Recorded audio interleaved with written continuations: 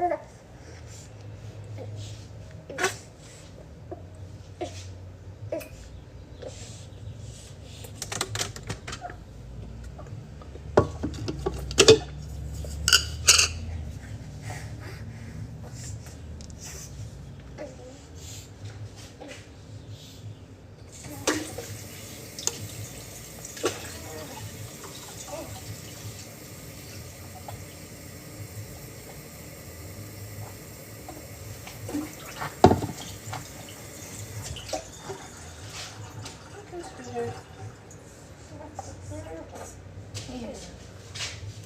Yeah. Hey, Cindy, how are you?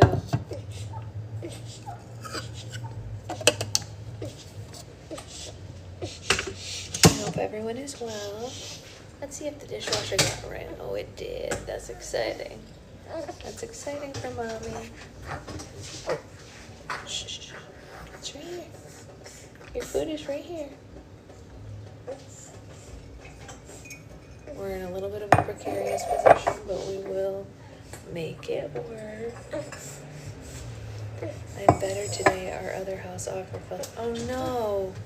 Oh no. Well, I'm glad that this one got accepted. What happened with the other? We don't even want to know. You know what? Let's not even worry about the other one. The other one was obviously not meant to be. It obviously was not meant to be if it didn't happen, and we're going to focus on the new one. That's right. That is right. Hey, Avery.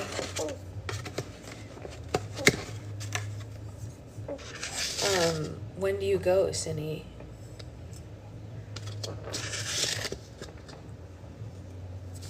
Hey, Jillian. Oops. I don't know what that was about. Me just throwing things. End of April. Okay, so not that long. Wow. That's pretty exciting. I'm excited for you. Hello, can you open? Thank you. I know, right? Did your heart just explode?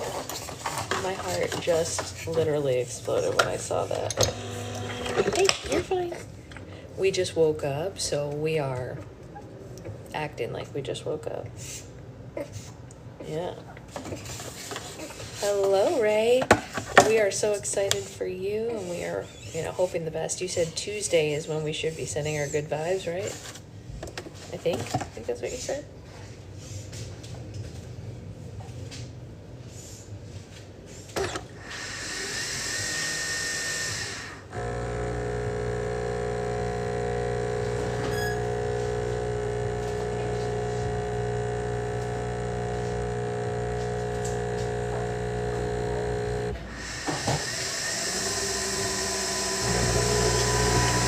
Tuesday it is. You got it. You got it. Of course. Morning, Julia. Happy Saturday, everybody. Let's see if I can get this milk open. Ooh. Just give me 2 seconds to open the milk, and then I will give you your milk back. I promise I will. Can you be patient? No.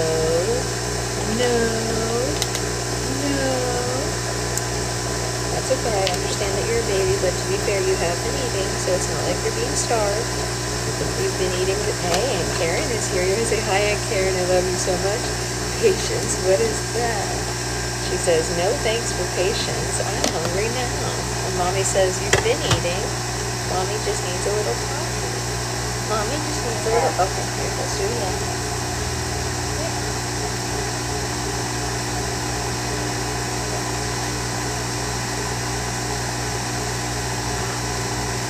Okay, open your mouth. Release the word.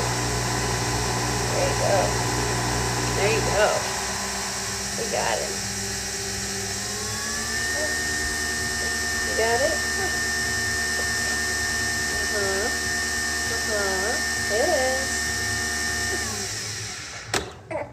Oh, Liz, can you do me a solid and send the live to Becca? I've been doing it most mornings, but my hands are full, as you can see. Hello, Amanda. Hello, Naisa.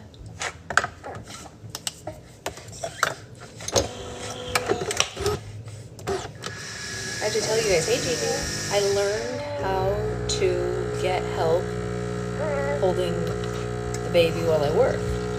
Thank you, Liz. So my aunt, before this baby was born, offered me a gift. And that gift was that she would come once a week as long as I wanted and hold the baby so that I could do other things. And she gifted that to her own daughter as well. She gifted me physical things as well, like a pump and things like that. But that was her like big gift. It was like, I will come and I will sit with your baby and hold them while you get things done. I was like, that's so amazing. And we never cashed in on it until this week. And this week, because I had restock, Secret Husband and I talked about it, and we were like, you know what, let's call her and let's ask her to come and hold sweet little baby here while mommy gets some work done. Because there's sometimes that she doesn't want to be put in the crib or whatever, you know, yada yada. So we did that this week. It was great. I got a lot of work back for y'all, yada yada. My mother, this little nugget's grandmother, got jealous of seeing pictures of her sister holding her grandchild, and today Grandma is coming to hold you while mommy works. I woke up this morning to a text message saying, I will come hold that baby from 11 till 5 so you can work. I was like, oh, okay, well, thanks.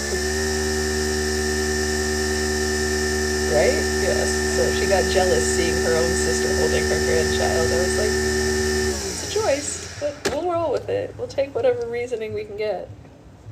Because I do need to pack orders, and someone's got to hold you. And both Daddy was going to hold her today, but Daddy could get work done too. Yeah. Yeah. It's exciting, right? It's exciting, right? All right. Let's pour this.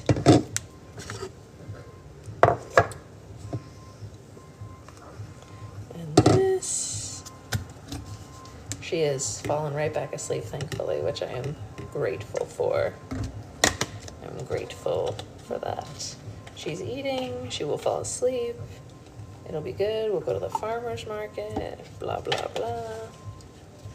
Are you going to wake up for Grandma, or are you going to sleep for Grandma? Grandma likes to see your eyes. Morning, Isabella. Do you have a baby wearing group locally? I don't know. I want to find out because I'd like to get involved. Yeah. I really want to do that, right? I really want to do that as soon as she's able to sit the amount that you have to. I also really want to, I know, fighting up the grandkids. I really want also to front face carry her when she's old enough. Hey, Ember, because I think it will be fun for her to see everything that I'm doing. You know what I mean? Like, I think she'll be more inclined to sit and watch me work if she can see the slime and all the colors, you know? So if she's front facing, she'll be like, ooh, colors, you know? So, we'll see. Best advice I got was baby won't go lower than the floor if you need a minute. No, it's totally true, but I need more than a minute when it comes to slime making. We need like hours, you know?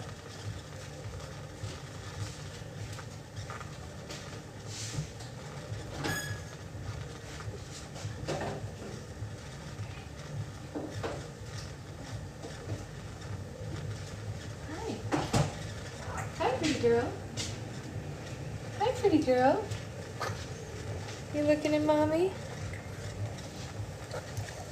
Can mommy put her shirt back together? What do you think? You think that's allowed or no? Probably not. Probably not. How do you find the group, Ray? Floor time is how I kept my sanity some days. Yes, we have floor time. In fact, in the middle of the night, she and I were awake and we turned on the shower on really high to steam the whole bathroom up, and we sat on the floor and we played in the steam room to make your nose feel better, huh? That's what we did today. At about 5:30 in the morning, that's what we were doing, right? Yeah, that's what we were doing. You and mommy were playing on the floor. Where's... Oh, cool. Yeah, I definitely want to join a group for sure. I think that would be great. I think that'd be really smart.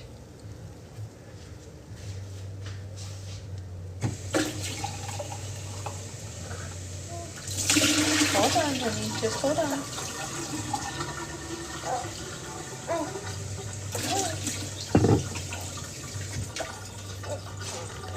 Hold on 1 second. There's a baby wearing group in LA. I'll text you a link. Oh, thank you, Liz. I appreciate that. I have a baby. Not only do I have a baby, she is exactly 2 months old today. Happy 2 months, sweet girl. She is exactly 2 months old today.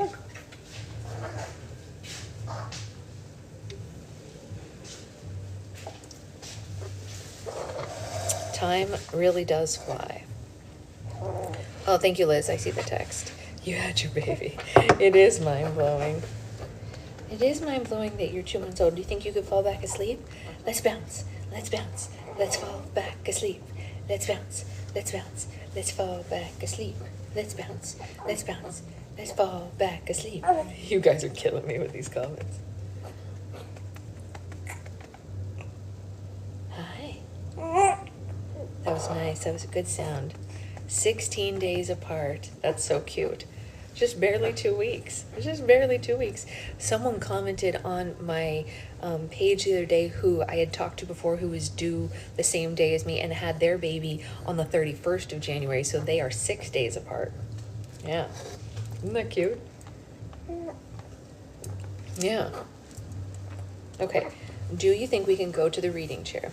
Your lives haven't been on my FYP. Oh no. Oh, well, I'm glad you're back now. We're bouncing.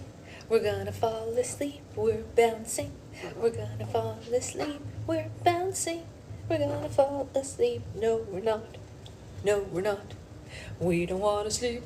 No, we don't. We don't want to sleep. Our eyes are open. It's because TikTok doesn't like babies. It's true. TikTok does not like babies. I actually got a notification. That's rare. Like, truly rare these days. Okay.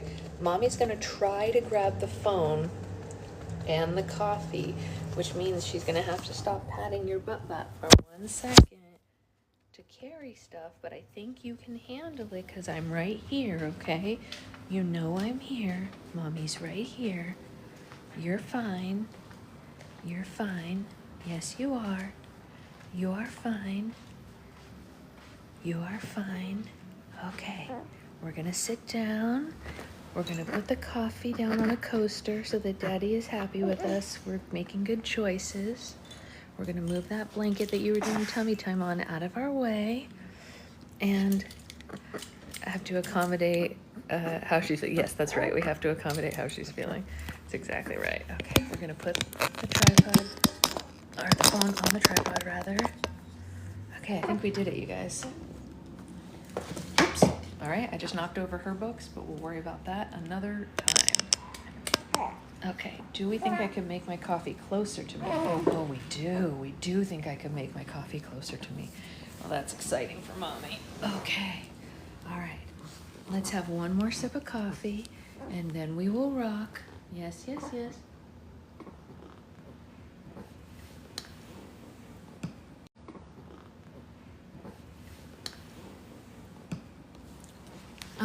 How far is Mount Morris from where Becca and Liz are?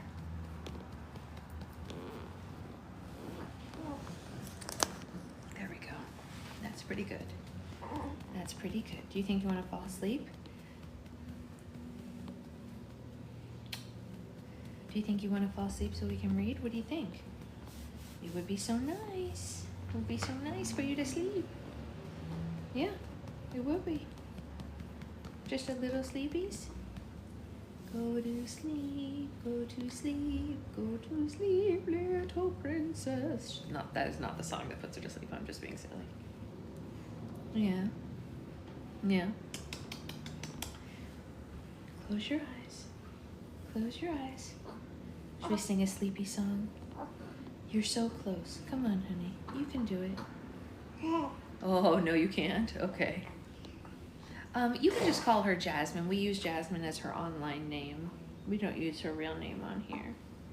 Yeah, just for safety. I know too many crazy stories. Mommy is a nervous Nelly. It probably would end up fine in the end if we said it, but I'm just too nervous. Okay, you do not look like you're gonna close your eyes, so should we just read? Should we just read? You look like you're content. You just look like you're awake. You know? Yeah. Okay. 2 hours isn't that bad. You guys could still chill. Jasmine is cute anyway. I agree, Amber.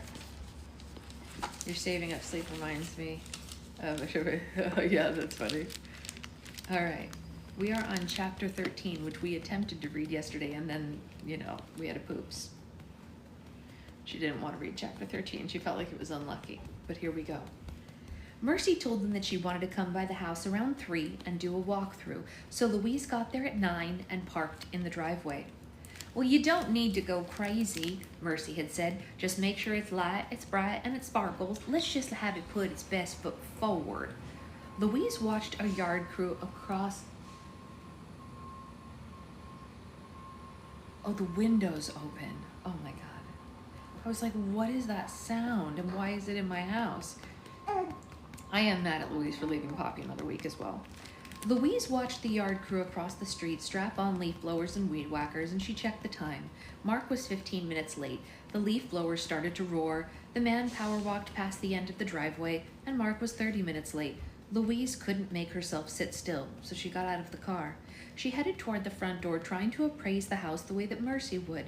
The roof needed sweeping, the walls could do with a power wash, the screens were still filthy. There was a lot to do, and she might as well get started. So she stepped onto the front porch and stopped to hunt for her phone and her purse. Losing her momentum made her think about the dolls. There were so many dolls in there waiting for her.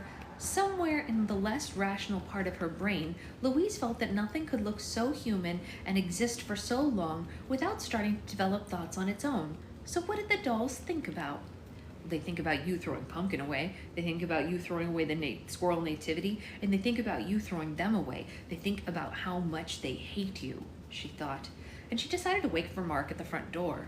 He arrived closer to 10, complaining already. You didn't bring coffee? He asked the second he got out of his truck. I'm giving you 25% of the house. You could have brought coffee or maybe a corn muffin or something. 25% doesn't make me your maid, Louise said. Give me your key. And she held out her hand, but he didn't move for a long moment. Then he sighed and hauled a big jangling wad of keys out of his back pocket and worked his front door key off the ring and dropped it in her hand. She unlocked the main door and walked into the house fast and forceful, Mark following behind her. I know, what even is happening? I know, right? Her eyelashes are so long. She's definitely got, both of us have really long eyelashes. You got though. I agree, Avery. He's ridiculous. Why does she have to bring him a muffin or a coffee? You're a grown man. What are we talking about here? She kept her eyes low, looking for anything twitching or darting or generally acting like a squirrel. Nothing in this house can hurt me. There's nothing in this house but things, she thought. But she stopped, staring into the living room. The Mark and Louise dolls stared back at her from the other side of the couch with their dead eyes standing between them on the arm of the couch. The Mark and Louise dolls were between the arm of the couch and the wall. I hate those things, Mark said, and then he turned down the hall. I gotta pee. He must have put them there yesterday after I left. He saw them in the garage, and he wanted to keep everything the way that Mom had had it. They didn't climb down off the shelves, and they didn't come inside to wait for me. The house looks fine, Mark said, walking down the hall. I don't know why we're even here. Mercy won't even come until 3. They aren't angry at me, Louise thought. Well, they do look angry. This walkthrough determines how she's going to price the house. Bless you, Louise said over her shoulder, unable to take her eyes off the 2 big dolls. You don't get a second chance to make a first impression. I know you love tests, Mark said, but we're not getting graded on this. What the fuck, Louise? Louise turned, stepping backward, keeping her eyes on the dolls and Mark at the same time. Mark had his head tilted back and he was staring at the boarded up attic hatch. What the fuck is that? He asked. I don't know, Louise said. Maybe squirrels? Probably squirrels. I think I saw some squirrels yesterday. We have to get an exterminator. Big fucking squirrels, Mark said. Do you really think?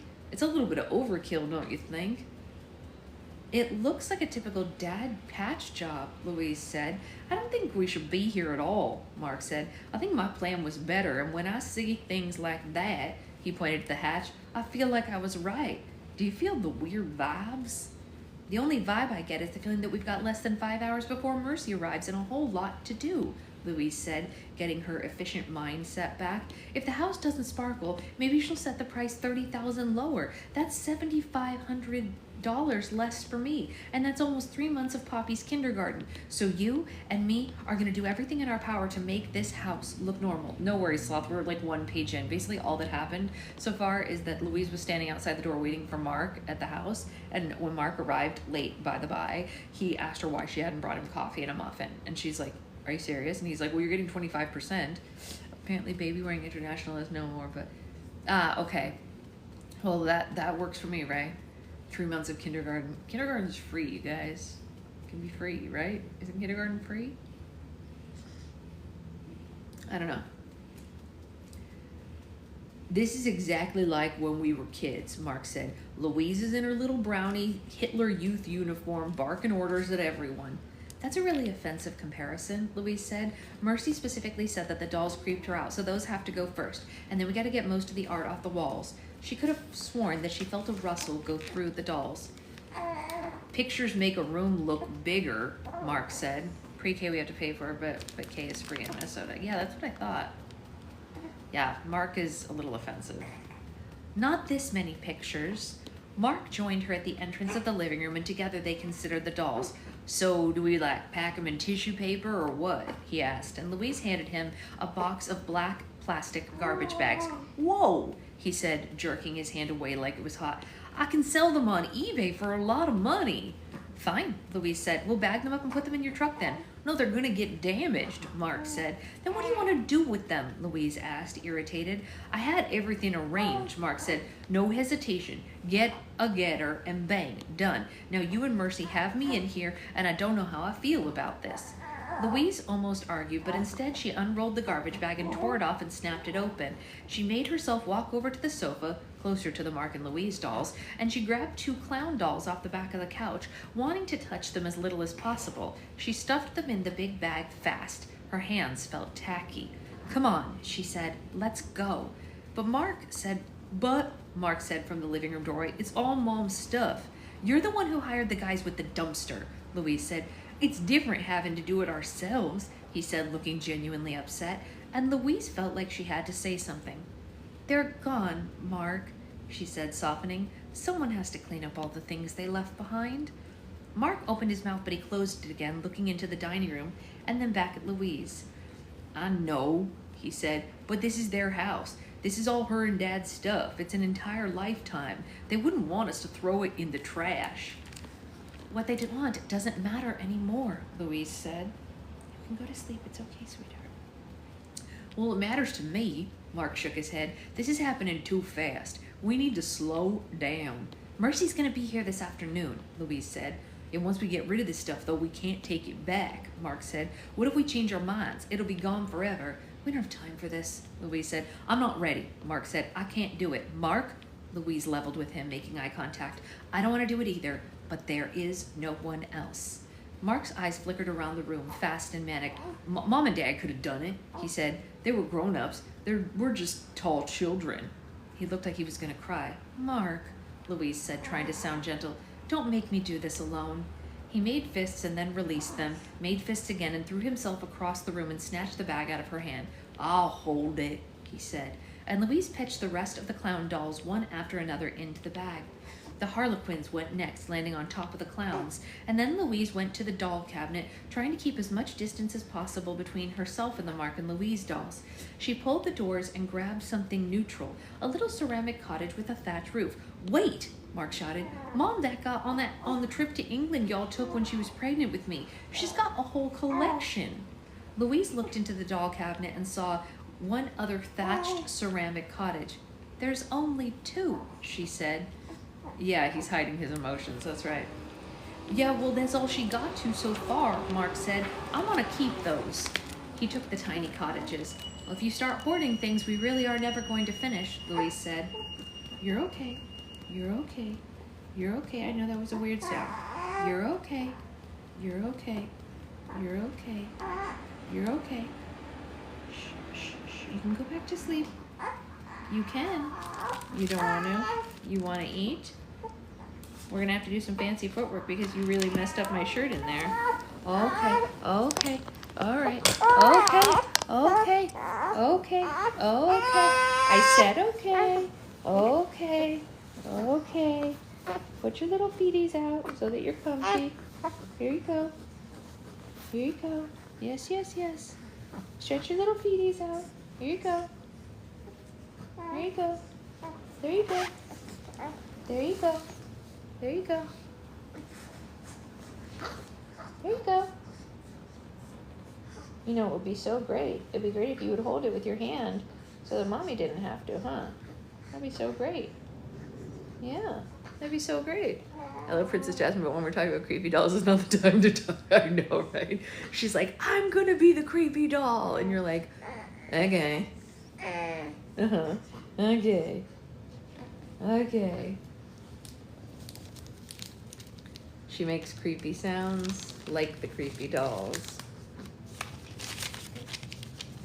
If you start hoarding things, we're never going to finish, Louise said, and Mark put the cottages on the front hall table and came back. He held out the bag. All right, pick anything else. Those are the only 2 things that I want. Not the thought you want in your head. Yeah, I don't blame you. I don't blame you. Louise grabbed an 8-inch plastic king wearing a red velvet tunic and a flappy black velvet hat, and Mark closed the top of the garbage bag. You're gonna throw away Henry VIII? He asked. Yes, Louise said. Don't you remember? Mark said. It was the same trip. Mom bought him and all 6 of his wives at Hampton Court. He pointed to the 6 queens lined up on either side of Henry, all clearly a part of the same set, wearing stiff outfits featuring a lot of blue, green velvet, and gold trim. So? Louise asked. Mom knew the whole rhyme by heart, Mark said, racking his brain. Catherine, Anne, Jane, divorced, beheaded, died. Anne, Catherine, divorced, beheaded, survived. Oh, I didn't know that was a poem. I guess that poem/rhyme must be where 6 got it. That's so funny, because it sounds just like it when you say it like that. He grinned, amazed at his powers of recollection. How do you even remember that? Louise asked. You weren't even born when we went. I don't know, he shrugged. I just listened to Mom's stories. And Louise reached into the cabinet and grabbed a Hummel figurine of a little boy wearing lederhosen. Lou, Mark said, and she stopped, shoulders sagging. Don't you remember when we went to Germany and they took us to that beer garden in Berlin and Dad won for yodeling? It's Dad's yodeling award. We're 6. Louise dropped it into the garbage bag on top of the Harlequin, and Mark looked shocked. He reached in after it. Hey, wait, he said. That's a serious memory. Louise threw Henry VIII and his 6 wives on top of Mark's hands. Stop it, he snapped, and she realized he was actually angry. You can't throw away all our memories. Mark, Louise said, you have to think of this as a house full of someone else's junk. But this isn't just someone else's junk. He gestured around the living room at all the dolls, the needlepoint on the walls, the pile of Muppet Show VHS tapes under the TV. It's our junk. This is everything we grew up with. You've got a kid now. What do I have besides this? In the silence between them, the high-pitched whine of the weed whacker started up across the street. Louise let it go on for a minute. All right, why don't you take the dolls? She said as gently as she could. We'll put them in your truck and you can take them home and you can sort them there. You keep what you want and sell the rest and you can do it at your own pace. He gave a quick nod. Okay, we can put them in boxes. Bags are fine, he said quickly. It's fine, let's just do this. The dolls stood rigid, waiting for Louise to take them. She felt like a monster. They filled 2 black plastic garbage bags, and finally, the doll cabinet was empty. I know, Amanda, it's so weird. Wrong. It looks like, she started, but Mark finished for her. It looks wrong, he said. I feel like we're doing something wrong. Like any minute, Mom and Dad are going to come through the front door and Mom's going to flip that we moved her dolls. They both listened to the leaf blower howl across the street. I'm not taking those. He was pointing to the Mark and Louise dolls standing at the end of the couch, and Louise had managed to keep them out of her line of sight so far, but they were the only dolls left. All right, then take them to the trash. No, I'm not touching them, Mark said. You do it. Louise stared at them, unable to make herself pick them up, and Mark noticed. Let's leave them here, he said. Mercy said nothing creepier, and there's nothing creepier. Here, Mark said, grabbing the booger blanket off the end of the couch and drooping it over their heads. What's a booger blanket, you guys? It literally says booger blanket, but with like capital B on both. Booger blanket. Anyway, and dropped it over their heads. How's that? The dolls looked even weirder with the old Afghan draped over their heads, but Louise didn't know another solution. Sure, she said. You want help getting these bags into your truck? Someone's gonna steal them, he said. I'm gonna keep them in the garage. They dragged the bulging bags of dolls out to the garage where Louise tripped over his saw. Jesus, Mark, she said, don't you take care of your tools? Assuming it's some weird family thing. Yeah, it's super weird. But they used capital letters like it. Yeah, maybe it was his baby blanket, because it like said it like it was a thing. I don't know. He quit cutting the patch halfway through and left his saw of plywood on the concrete floor. There was sawdust everywhere. Well, it's a project, Mark said, and they dropped the bags against one wall, and inspired, Louise looked around the garage and saw some collages on the plywood shelf. She grabbed them and leaned them against the rolling garbage can. She picked up the oil portraits of their family and put them there too, and then she noticed Mark staring at her. "What?" she asked. "Are you throwing those away?" He looked disbelief. "That's the Goodwill pile," Louise said, covering. "Take whatever you want." A blanket that's used to cover or protect a mattress from buggers. Oh, all right. Well, there you go. I guess it is a thing. Mark picked up the oil portrait of their dad, which gave him a skin condition and a lazy eye. Their mom was clearly not a very good painter. "This is the only picture we have of Dad," Mark said. "Yeah, except for the hundreds of photos that we have of Dad," Louise said, "and Mom's clay bust of Dad and the puppet version of Dad that she made for his birthday." But Mark didn't say anything for a second, and then he said, "You don't want to go back in the house either," he said as a statement, not a question. "What do you mean?" Louise asked, annoyed that he was so perceptive. "We need to clean up the garage, too." "Mercy doesn't care about the garage." Oh, sorry. Louise said we need to clean up the garage, too. And Mark says, "Mercy doesn't care about the garage. You're putzing around here because you don't like it in there any more than I do. The house feels wrong, and after you left yesterday, I swear I heard something in the attic, so I booked it out of there." Squirrels. It's only squirrels. Normal, natural, everyday squirrels, Louise thought. "We need to get an exterminator for the attic," Louise said. "We can stay out of there," Mark said. "No," Louise said. "We need to get it ready for Mercy, so let's do the kitchen." "But," Mark began. "Together," Louise said. They went into the kitchen and flipped on the lights, but nothing happened. Louise opened the fridge, and it stayed dark, and it felt warm. "Power's out," she said. "Hang on," Mark said, and went into the garage. Louise scanned the fridge and the shelves and saw leftover in Tupperware containers, a scrap of butter on a clear plastic plate, half a turkey sandwich carefully wrapped in saran wrap, and that stopped her. Her dad had eaten half of that sandwich and then put it aside for later when he got hungry, but he died before he ever got hungry again, and now he'd never finished that sandwich. The strength went out of Louise's legs and she sank into a crouch, one hand on the fridge door. She remembered her dad's stolen. Every year after Thanksgiving, her dad took over the kitchen and baked stolen bread for everyone at work, and then after he retired, he still did it for all the neighbors every year. The loaves were tiny and misshapen, and they never rose correctly, and they looked lumpy and malformed, but to Louise they had always been magical. She just picked the icing off the top because she hated the taste of the candied fruit folded into the dough, but she loved its colors, the jade green, the ruby red, and as a kid she'd help wrap each loaf into crackling plastic and tie it with a bow of green yarn and a name tag attached. For 2 weeks, the whole house smelled like baking bread and hot icing. Oh, that's a sweet memory. That's what she wanted to smell right now, something comforting and alive. She wanted to smell her dad, and she didn't want to smell Yankee candles and carpet cleaner and dust anymore. Louise closed the fridge and went to the sink for a glass of water. She grabbed a clean glass, and before she could turn on the faucet, she looked at the drain.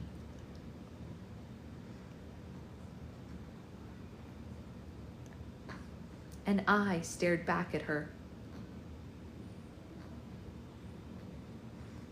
What? Why would that happen? Round and white, it peered up out of the dark hole, and Louise stopped breathing. And then she saw the blue fleece around it and realized it was one of her mom's puppets. How had it gotten into the sink? She needed to get it out. Sorry, the phone rang and that cut off the sound. How had it gotten into the sink? She needed to get it out before it broke the garbage disposal. Okay, so it's the eye of one of the puppets, but the whole puppet's not there, so we don't know which puppet. Louise reached into the cold drain. The slimy rubber of the O-ring swallowed her forearm up to the elbow, and her fingertips brushed the wet puppet fleece. Oh, I guess the whole puppet is in there. Heavy with greasy water. She pulled at it, but it wouldn't budge. She felt around, and her soft fingertips danced along the sharp, heavy blades of the disposal. The puppet had gotten wrapped around the blades of the disposal and stuck fast. She used her fingertips and slowly unthreaded it from the blades, and suddenly, Suddenly the disposal roared to life. Nope, nope, As Ember said, why would you stick your arm in there? You couldn't pay me enough to do that. Nope. No, ma'am. No, ma'am. Yeah, no. No, ma'am. No, ma'am. No, ma'am. I don't like it. Noise filled the kitchen, and she threw herself backward, her wrist brushing against the edge of the drain as her arm whipped out of the vibrating hole. Her feet went out from under her, and she sat down hard on the linoleum. The garbage disposal roared at her from the sink, and Mark stuck his head in from the garage door. I flipped the breaker back on, he said. Oh, my God.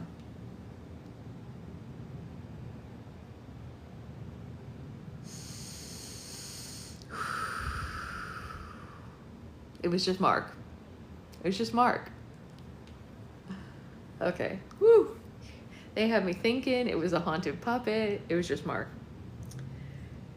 Hey, where'd you find one of Mom's puppets? Louise didn't move. She stayed on the floor, clutching the wet puppet in one hand. You know what? Let's wait for Mercy outside, she said.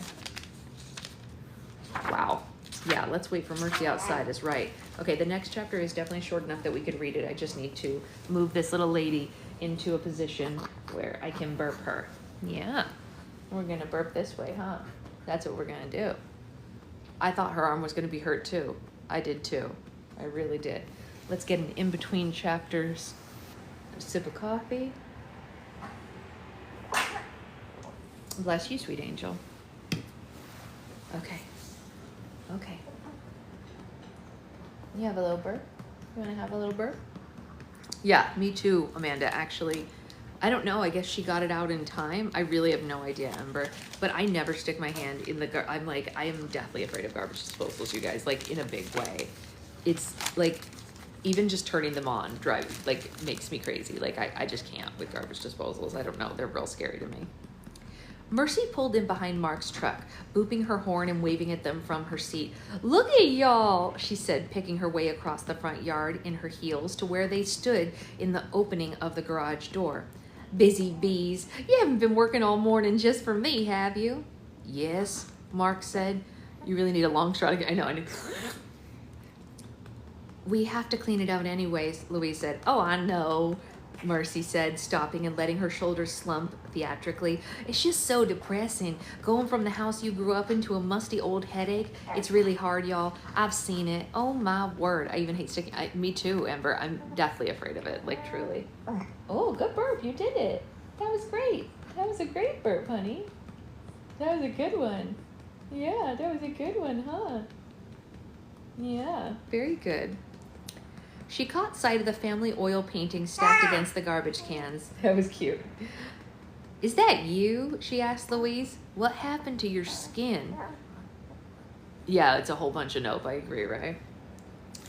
Mom was learning how to paint, Louise said, feeling inexplicably defensive. Isn't that the big lesson? Mercy said. We're all holding on to too much junk, aren't we? You want to go in the front? Louise asked. All right, let's go, Mercy said. Are you coming with us, Mark? No, I got to patch up this window, he said, but Louise knew he wanted to stay outside. She didn't push it. Right now, she had to keep up with Mercy, who was already on the front porch. I'm so excited, she said, cheerily, disappearing inside. Louise caught up with her in the living room as she framed a shot with her phone. It really does look so much better, she lowered her voice to a stage whisper, without all those creepy dolls in here. Mercy snapped another picture. This living room is just precious, she said, and pressed her fingertips against the wall it shared with the kitchen. I wonder if this is a supporting wall. A lot of people want an open plan these days. Do you want to go in your bouncer? Do you want to go in the bouncer? Maybe. Would you like that? Yeah, maybe you want to go in the bouncer while we read. Yeah. What do you think? What do you think? You got to get your arm out from under there, though, to do it. Yeah. You can't have your arm in the sling and be in the bouncer at the same time. No, you can't. No, you can't. No, you can't. And Mommy's got to put her shirt back together because you opened up all the buttons, huh? Yeah, we don't want that on camera, do we? No, no, no. No, no, no. No, no, no. Did Mommy put them back together incorrectly? She sure did. Yeah, she sure did. Okay, you bounce. I know. It's crazy. Wait, what's an FD movie? What's FD? I don't know that one. Let's see. Okay, where were we? This room is just precious, she said, and she pressed her fingers. Oh, we already said that. The booger blanket laid on the floor. Uh-oh. Oh, Final Destination. The Mark and Louise dolls were gone. A shriek ripped through the entire house from the garage as Mark started chopping plywood again, and Mercy's flash flickered, and the dim room strobed white. Louise felt a sickening pressure in her guts. I love the light that this house gets, Mercy said. All the old things go and it gets repainted, and you're going to think that we added a window in here. All along, Louise had assumed that Mark was moving things, but Mark had been with her all morning. Maybe she turned her back for a minute and he moved those dolls? But where? She hadn't seen them in the garage, and he was the one who draped the booger blanket over them because he didn't want to touch them. She thought about Mark and Louise dolls watching TV, about Pumpkin watching TV, about Pumpkin vanishing from the garbage can, about the dead squirrel squirming beneath her shirt. Hey, Lulu, Mercy said from behind her. I asked if you knew what was under here.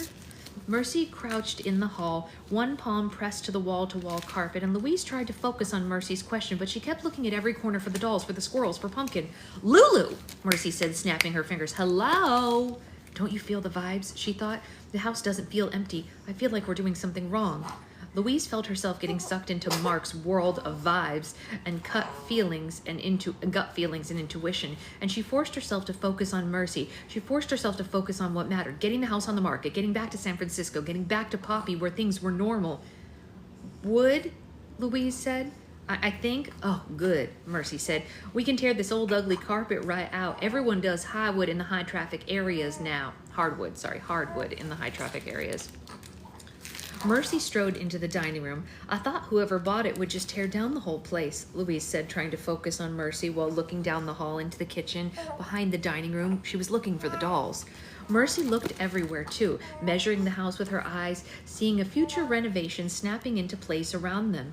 Another high-pitched shriek of the circular saw tore out of the garage, and Louise forced herself to think about the sale. Mercy walked onto the patio doors and looked out across the backyard. Are you enjoying your bouncer, sweet girl? Yeah, you don't even know how creepy this is. A developer would do a teardown, she said, but a developer's not the right buyer in your case. 4 bedrooms, 2 bath. We want to sell it to a family. Look at that backyard. Any buyer's going to put an extension on the back and still have plenty of space. Your parents let their outdoor areas go underutilized. Louise made herself glance out back, trying to see it the way that Mercy might. A vast patch of dirt and weeds with dead pecan trees in the middle, cut off from the neighbors by their overgrown bamboo. It all looked toxic. They weren't really, yard people, Louise said apologetically as Mercy walked past her and headed for the hall. Mark was going to build them a deck once, but he quit before he even started. That was Aunt Honey, Mercy said from the hall. She told your mom she couldn't stand anyone changing her sister's old house, and you know how your mom always listened to her.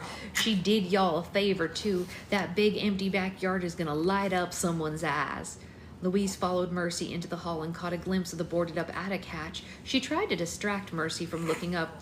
So, what steps do we need to, take, she said, in your opinion? Oh, yeah, I have the baby. She's in her bouncer right near us. Yep, she's right here. Louise knew that Mercy loved giving her opinion. We need to focus on making this house the best it can be, Mercy said, peering into Mark's old bedroom and taking another flash picture. We need to brighten up the space and allow it to breathe and make it appeal to the senses. Mercy opened the workroom door, and the puppets kept it from opening more than a crack. There's just a ton of puppets in there, Louise apologized again. They're gonna have to go, Mercy said. You guys grew up around them, so you think they're normal, but puppets creep people out even more than dolls. No, we're getting them out today, Louise promised, following Mercy down the hall. Something directly overhead thumped lightly on the floor, purposeful and deliberate, and Louise's shoulders twitched and she stopped, waiting to see if it would happen again. There's an awful lot to do here, Mercy said, but I see high 6-figure digits if we do this right. Maybe something just fell over, Louise thought, and Louise started down the hall after Mercy, and over her in the attic, whatever it was thumped again, and then again, and then again, once for every step she took, staying right over her head, following her down the hall. She recognized that sound. It was footsteps. Something in the attic was pacing her, something small. People used to move in and renovate Mercy continued as Louise stopped walking. Horrible little tiny footsteps stopped too. But these days, everyone wants to move into a big white box with marble on the countertops and stainless steel in the kitchen, and they'll pay through the nose for it. I've seen little doo-doo places, not even in a neighborhood like this, cover everything with Benjamin Moore off-white and do a gut renovation, and they go for almost 7 figures. Louise had to start walking again, or this was going to look weird. She started, and the footsteps started to follow her and join Mercy, who was squatting in front of the wall. "Why is this vent open?" she asked, examining the hole in the wall. "Is there an HVAC problem?" So stupid, Louise said. In the silence overhead, it was worse than the footsteps. "I knocked it off, but we'll get it replaced. The heating and the air, they work great. Everything's fine, though." "The fluff is the fluff," Mercy said, standing, her knees crackling. "But motivated buyers want to know the nitty-gritty. How old is the heating pump? How old is the roof? Do you have a termite?" Something slammed into the floor of the attic directly overhead, and popcorn sifted down from the ceiling directly down the back of Louise's collar. A termite problem?" Louise prompted. "Letter," Mercy finished. "A termite letter. Down here you should also have a..." Something rolled across the attic floor directly overhead, and Louise's shoulders hunched. She didn't want to be in this house anymore, and Mercy raised a finger and pointed to the ceiling. "Do y'all have squirrels?" she asked, and Louise felt scratches on her stomach. "Maybe," she said. Mercy scanned Louise's face, reading it from left to right, and then flicked to her eyes, and then to Louise's parents' bedroom doors. "You're going to have to get an exterminator," she said, "and find the termite bond. It'll tell you all about the moisture. Let's see the primary suite." So she opened the bedroom door and walked right in. "Normally I'd wait until spring to put up a property like this on the market," Mercy said over her shoulder, "but I would not hesitate to list this place immediately once you address the fundamentals." Louise took a step, shoulders tensed for more sound from the attic. But there was only silence. Her shoulders unclenched, and she joined Mercy in the bedroom. "Exterminator, paint job, check the foundation, the heating pump," Mercy said. "Bless you.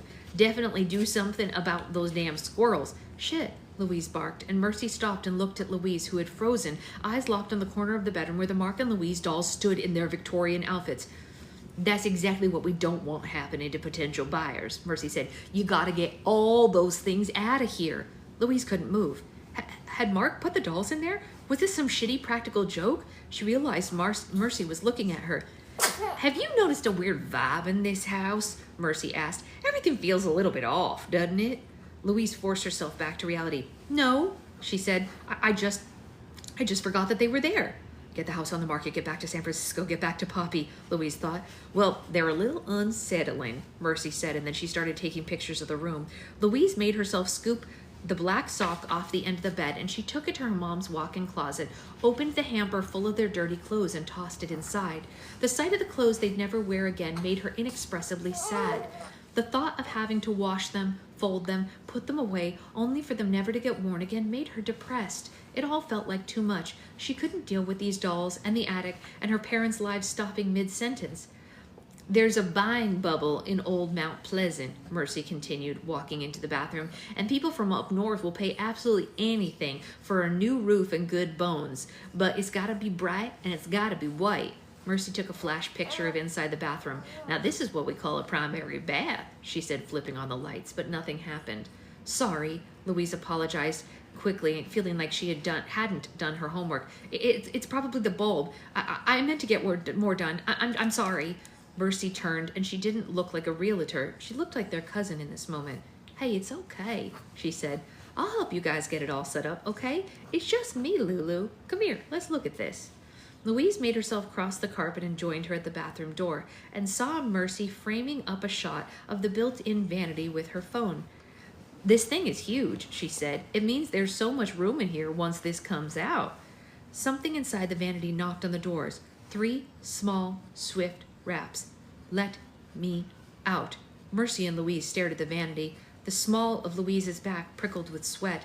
"I shouldn't have come back in here. I should have gone home last night."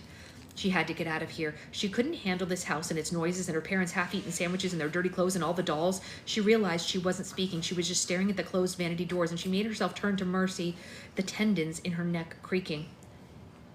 Pipes," she said, and gave Mercy a big smile that looked only a little bit manic. It's just the air in the pipes." Mercy gave her an understanding smile in the gloom. "Let's go talk to Mark," she said, and they all walked out. And she walked out, sorry. Louise followed, willing the sound in the attic to stay quiet, trying not to feel the Mark and Louise doll's eyes boring into her back. Oh my God. As she reached the hall, she heard it again, behind her, coming from inside the bathroom. Knock, knock, knock. Let me out. She caught up to Mercy in the backyard as Mark screwed the plywood square over the broken glass in the garage door. She almost broke her neck, tripping over his saw again. I'm not saying that you have to, Mercy said as Louise joined them. Oh, I know. I'm just saying it's an option. Don't try to upsell me, Mark said, dropping his screw gun into the dirt. I've done my research. So, what do you guys think? Louise asked, dreading the answer. The house is great, Mercy said, and she seemed brighter and cheerful, as if nothing had happened. Louise heard birds chattering in the dead pecan tree. Things felt so much saner out here in the backyard. We need some paperwork, and we need to find out when your parents last had their roof done, but this is honestly an easy sale. Once it clears probate, I think it'll take me maybe 2 weeks, and you'll get real offers from serious buyers. Louise wondered if she'd been the only one to hear those sounds. But I'm not going to handle this listing, Mercy finished. What? Louise asked. What the fuck? Mark asked. We've been busting our asses all day because you were coming over and you made me give 25% to Louise. 50%, Mercy said. The house had issues, and I've learned from experience you do not want to put a problematic piece of real estate on the market. Not if you want to keep your reputation. What issues? Louise asked, but she knew. I told Louise to leave up the art, Mark said. Bare walls make a room look smaller. Mercy ticked points off on her finger. The weird noises in the attic, whatever that was in the bathroom vanity. You freak out way too much over these dolls, and the place has some seriously weird vibes. I told you we meant to get more done before you got here, Louise said. I'll come right out and say it, Mercy told them. Strange noises, bad vibes, your mom and dad recently passed. Your house is haunted, and I'm not selling it. You have until you deal with that. Holy shit, Mark said. That's... Louise said, trying to think of the right word. That's crazy. And it did feel crazy. Really crazy. I'm not crazy, she thought. You're upset, Mercy said. I get it. No one likes bad news, but my business is houses, and half of the house selling is psychological. You can feel how off this place is, right? Yeah, Mark said. No, Louise said. I'd be a fool to ignore my gut, Mercy said. It's no big deal. I've handled 2 problematic properties before. Louise felt like her cousin had betrayed her now. She'd turned on her. She'd become the enemy. This is in really bad taste, she said. Our parents just died. This can't come as a total surprise. Your family has always been weird. Why does everyone keep saying that? Louise asked. There's clearly something you need to deal with here, Mercy said. But there are people who can help you. You can get a blessing. You can do a cleansing. They're all real discreet. I know, she said it like it was nothing. They understand how publicity can affect the sale. Who does it? Mark asked. I used Mom, Mercy said. And Louise remembered that her Aunt Gail had a guardian angel named Mabahia? I don't know how to pronounce this. Mabahia, who watched over her and helped her find good parking spaces. Oh my God, she said. Yeah, exactly, Mercy said. Are you having fun in your bouncer? She's churched up, and honestly, all she'll ask y'all for is a donation because they're building a new adult education center. What's the downside, Louise? Let's say you don't believe it's haunted. Fine. You still get the nice feeling of closure. Both troubled properties that I had handled wound up getting 5% over asking after they cleansed. Is it Mom and Dad? Mark asked, his voice low. Is that who's in there? Mercy turned into their cousin again, not a realtor now. I honestly wish I knew, she said, laying a hand on his arm. I'm so sorry, Mark. Do you think, Mark started and swallowed hard, do you think we could see them? Louise knew she needed to head this off. It was dangerous for them to even think that for a second, that dead didn't mean forever. Just a chance to see them again, even for a second. I think we might consult another realtor, she said. No offense. No, hey, none taken, Mercy said. But they're going to say the same thing I am. Your house is haunted, and you can't put it on the market until you deal with that. Even if you find someone who will list it, these things have a way of coming back to bite you. She fished her car keys out of her purse and hugged Louise, who made her body as stiff as possible, and then she gave Mark a long hug, rubbing his back. "I've got to get to another listing," she said, "but you guys think about it and you let me know. My mom will be happy to do it, especially for family. She loves to be needed." They followed her through the garage and stood in the driveway as she got into her car, and she gave them a fun little boop on her horn, and then she drove away. You're right, Mercy is extremely nonchalant about this. Hi, pretty girl. In a way that I do. You are so smiley right now. In a way that I really don't understand. Mercy's like, "Oh, no worries. Your house is haunted. Let's get it cleansed and then you can sell it." NBD. NBD. Right, sweet girl? Right, baby angel? Yeah. Yeah. Yeah. Did I stop bouncing? How could I? How could mommy stop bouncing? Yeah, those are good sounds. Those are good sounds. All right, well, we are officially dealing with a haunted house. The book is called How to Sell a Haunted House. And Ember, if you want to catch up on the other chapters, they're up on YouTube if you like to listen to it while you're doing other stuff with your baby. I know, she said it like it's like an everyday occurrence, and we're like, excuse me. No, it's not.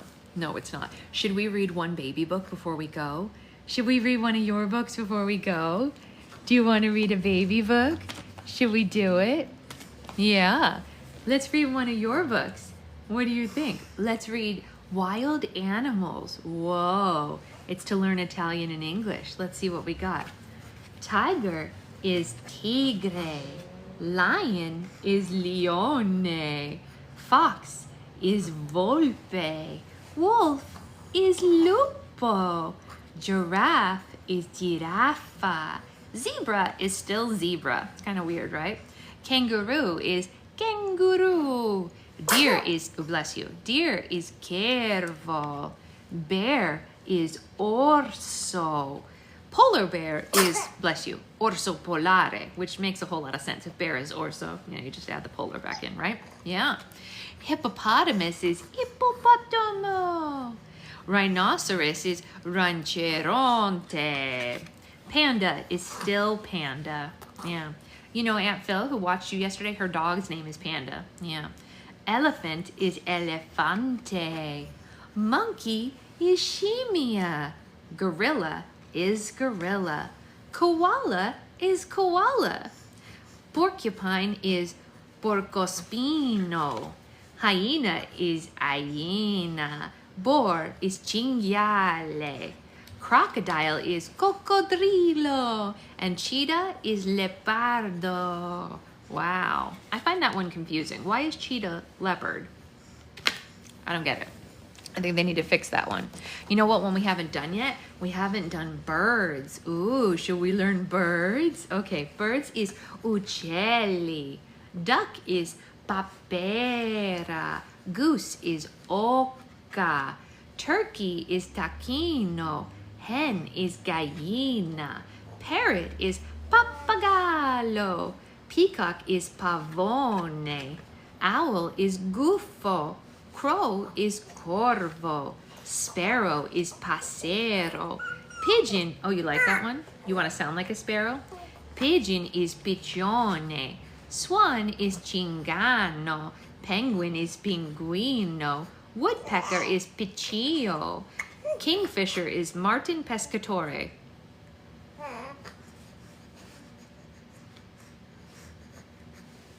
Okay. Ostrich is struzzo. Crane is gru. Robin is pettirosso. Hummingbird is colibri. Toucan is tucano. Hawk is falco. Eagle is aquila. Vulture is avoltiolo. Oh no, avoltoio. I've never said vulture in Italian before. I have a question. Why include the ones that are the same in that book? Yeah. Why? That's a great question. Why? I don't know either. Should we do one more? Do you want to do numbers? Ooh, numbers is done with animals. That's fun. Numbers in Italian are said numeri. 1. Uno is a puppy. It's a puppy. One puppy. Uno cane. 2 is kittens. Oh, wow. Due gatti. 3, tre. Ooh, cupcakes. They don't have a word for cupcake. At least, not that I know of. Tre. 4, quattro. Quattro gelato. 5, cinque. Uh-oh, we had to prove we're human. We are human. We're learning Italian. We're so human, we're learning Italian. Let us live. Okay, we lived. 5, cinque. It's guitars. I don't know how to say guitar in Italian. We'll have to find out. 6, sei. 7, sette. 8, otto. 9, nove. These are strawberries. That's fragola. Fragola. 10, dieci. These are painted eggs. Egg is uovo, but I don't know how to say painted eggs. 11, undici. 12, dodici. 13, tredici. Ooh. 14, quattordici. 15 is quindici. And these are fish. That's pesce. Fish. 16 is sedici. I think these are gumballs, but I don't know how to say gumball. 17 is diciassette. And those are little animals. Animale. 18 is dieciotto, and these are flowers, fiori. 19 is diciannove. 20 is venti. Let's revise. Revise? I think they mean review. Let's revise. Why would we revise?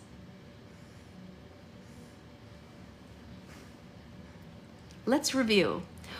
1, 2, 3, 4, 5, 6, 7, 8, 9, 10. Yay! We learned numbers. So good. She's looking at me like this. So good. So good. There's a smile. Okay, thank you. I appreciate that. It's a European thing. Reviewing is revision. Oh. Okay. Well, there you go. I didn't know that. Now we know. It's not a typo. It's just a different way of talking. It's just like how they spell theater differently, and I like their version better because it's fancy and pretty. Yeah. Okay. Should we get ready for the farmer's market? Do you want to go to the farmer's market today? I think you do. Yeah. All right. We are going to go to the farmer's market.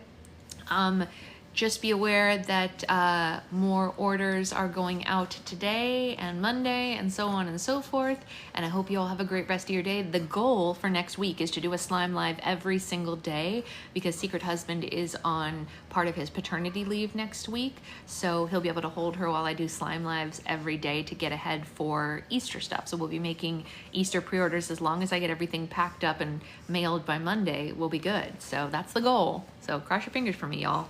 And I will see you all Monday for 2 lives. We will have book club and we will have slime making. Yeah. All right. Bye, y'all.